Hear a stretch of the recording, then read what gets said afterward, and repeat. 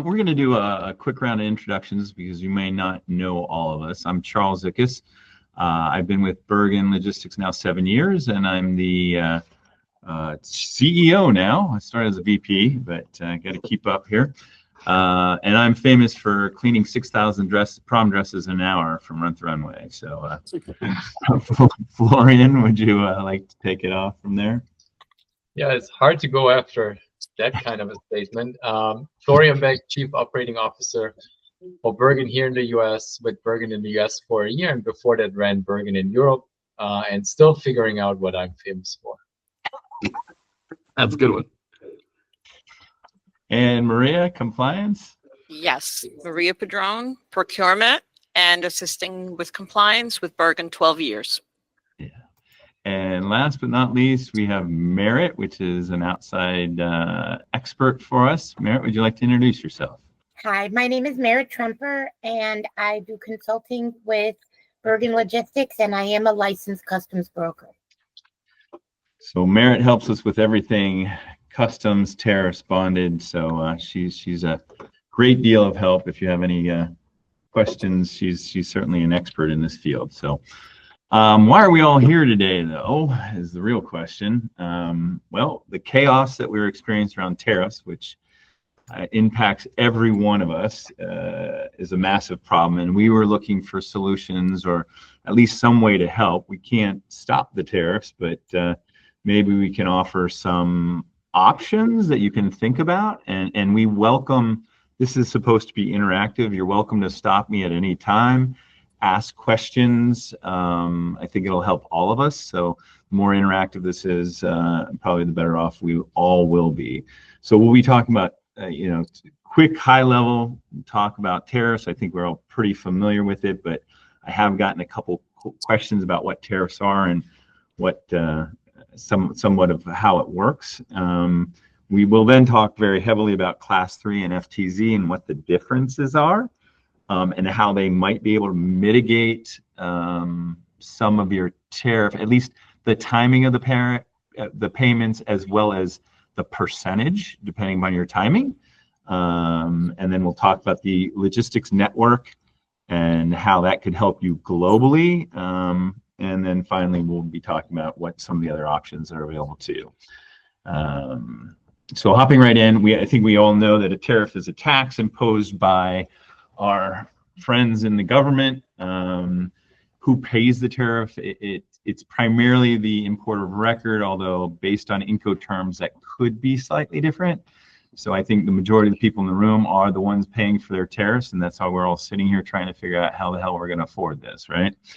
I did have a question. At one point, somebody thought they could bring in goods into Canada, and that would change the tariffs. That would be it was basically the garments were being made in China.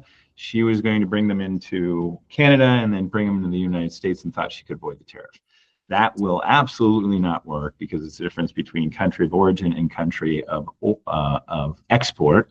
And tariffs work off of COO. So it's very difficult to get around. So just wanted to put that out there because that question has come up. So we'll drop right into bonded.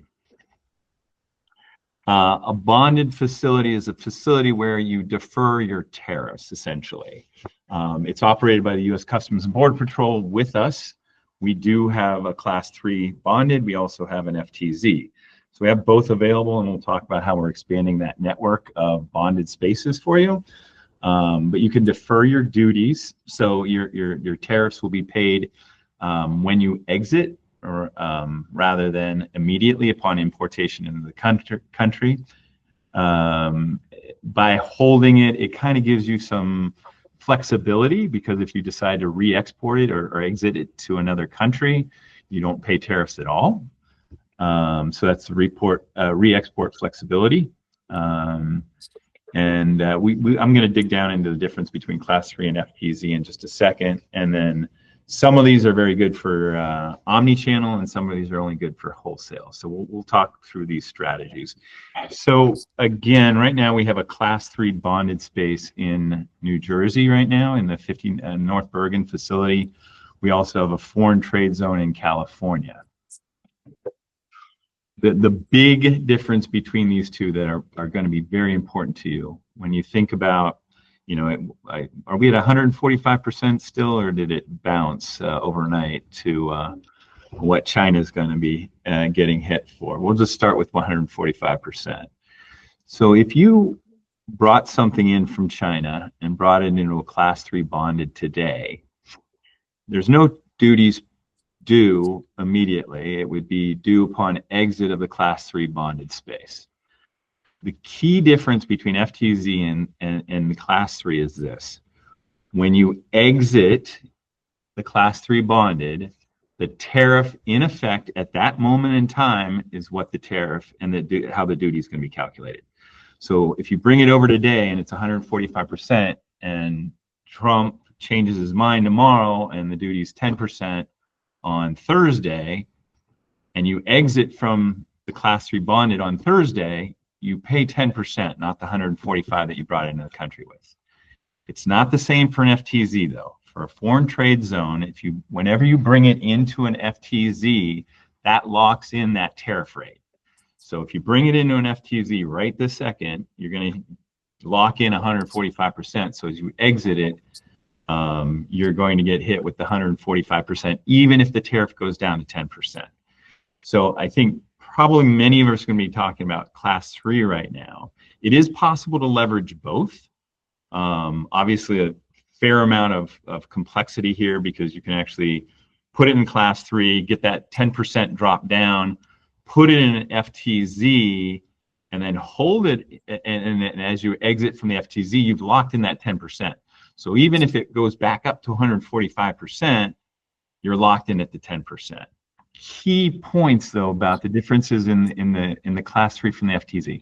Class 3, there's a lot of oversight here, right? So in order to do any manipulation in a Class 3, you actually have to do documentation.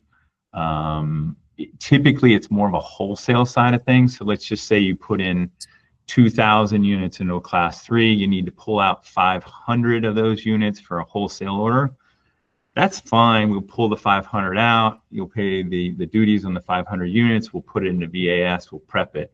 I wouldn't recommend doing VAS inside of the Class 3 just because you're going to get hit with a delay around the manipulation, documentation.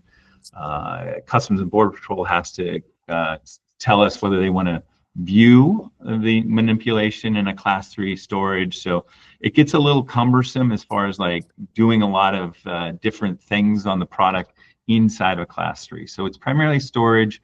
We pull it out for wholesale as you need it. You definitely don't want to do direct to consumer on here just because of all the documentation paperwork, and it'll just chew you up in cost. But if you pull it out of the Class 3 and you put it in a foreign trade zone, that's very different. This means now these are harder to set up, but we've got direct connections to the Customs and Border Patrol, so that's automated. The reporting is done once a week. Direct to consumer is very easy to do. So your omni-channel experience in FTZ is highly viable, with your tariffs only being due upon exit of the FTZ. So it mitigates when you pay the tariff, but it doesn't mitigate the calculation around the percentage of the percentage of the tariff that's due, because that's set when you enter the FTZ. So these are both strategies, either to reduce the percentage or to reduce the timing, right? The deferral of that tariff, improving your cash flow. So this slide I kind of covered in the last slide. It's really a difference between the Class 3 and the foreign trade zone.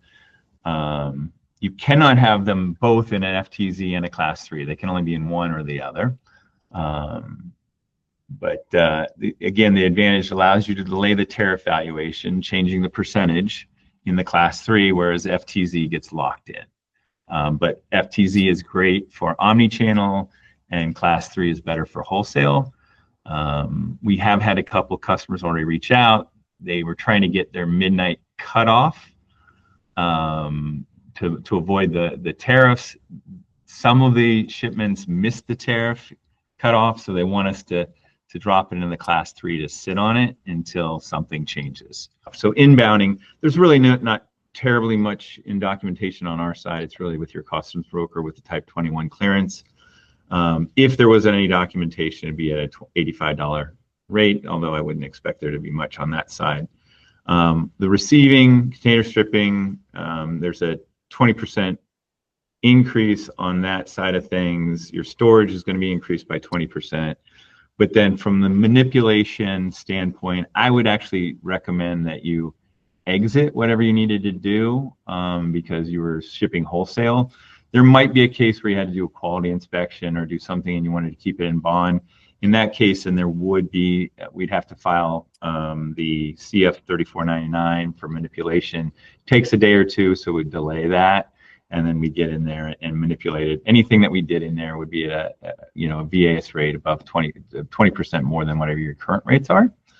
Outbounding is fairly straightforward depending on what you're doing. I wouldn't expect us to do, too much pick and pack. We're going to be picking mostly by cases or pallets.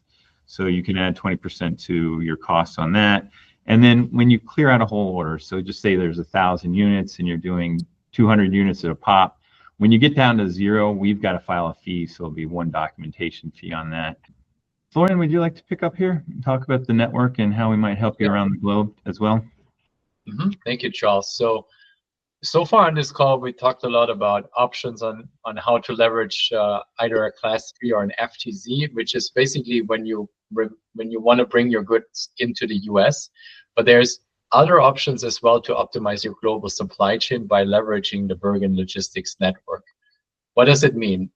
If you use Bergen Logistics right now as your only global distribution center for all your clients that might be around the globe, you can start leveraging the Bergen network with locations, as you can see here on the map, pretty much in all your relevant markets, Europe, Netherlands, Germany. We have the UK with multiple warehouses.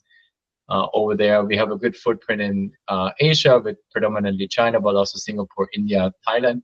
So there's options for you to avoid bringing goods into the US that in the end go back out to these regions again by placing them already initially, let's say in Europe. Let's stick with that example. You would separate your production from the factory by US and non-US, and you could bring your non-US business or units into Bergen Europe or Bergen UK, and you would avoid the tariffs that are currently in place for the US altogether.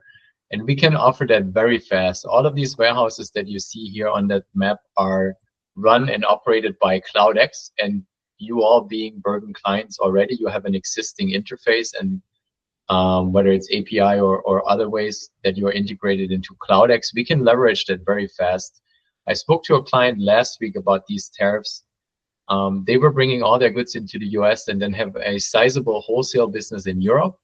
They have an existing interface with CloudX, obviously. We're currently setting them up to fulfill their European wholesale business out of one of our Netherlands facilities. We expect to be able to go live next week. So we're talking about 2 weeks or less in that example here. So you can bring your inventory very close to the markets where you need it, which also brings you speed when you go to your clients in that relevant market rather than shipping it from the US. And in all of these regions, we have rather good parcel and carrier rates due to the volume that we have. So you might be able to leverage the freight program as well and jump onto our rates. You have the same contracts, so to speak. They're just adapted to local law and regulations. The price sheets will look the same, so you don't have to get used to a whole new 3PL. It's basically one global customer experience with local execution powered by CloudX. You also have all the familiar data sets, dashboards, access to Tableau as far as billing is concerned. So it really feels like one global experience based on the Bergen network, taking advantage of CloudX that's in the region. So we can be very fast helping you around the globe. Another example based in addition to the one that I just mentioned is that we have a brand that is consolidating all of their production in China in one of our 2 Shenzhen facilities. We're maximizing the either container or air freight from a space and volume perspective. We ship it then to the relevant markets in the US, in Europe, and in the UK. So we separate it by location, ship it in a high density to these areas to minimize the transport costs. And then once it hits our 3 facilities in the US, in the UK, and in Europe, we take the products in and then do the fulfillment from there. So those are just 2 examples on how you can leverage the network around the globe, allowing you to avoid the tariffs in the US altogether. And it can be set up very fast and without a lot of headache, as we've done it for many, many clients already. I was talking to a brand just this morning, and so Landers is our parent company, and we're leveraging the Landers, and they have over 100 buildings around the globe. These buildings have all been set up to be part of the Bergen Logistics network. They're running on our software, but clearly I have a lot more buildings available to me if needed.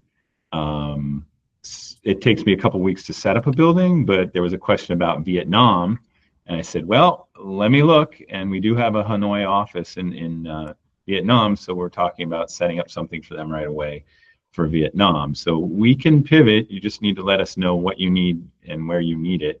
And is all they want to do is consolidate, because all their stuff's coming out of Vietnam. They want to consolidate it and kind of just sit there and kind of wait out the tariffs to see what happens. We are always available if you need, individual consultation or need help in any way. You can obviously reach out to any of us, and we can assist any way you like. If you need a special area of the world, we can certainly look into what our capabilities are in that region and see how it can assist you as well.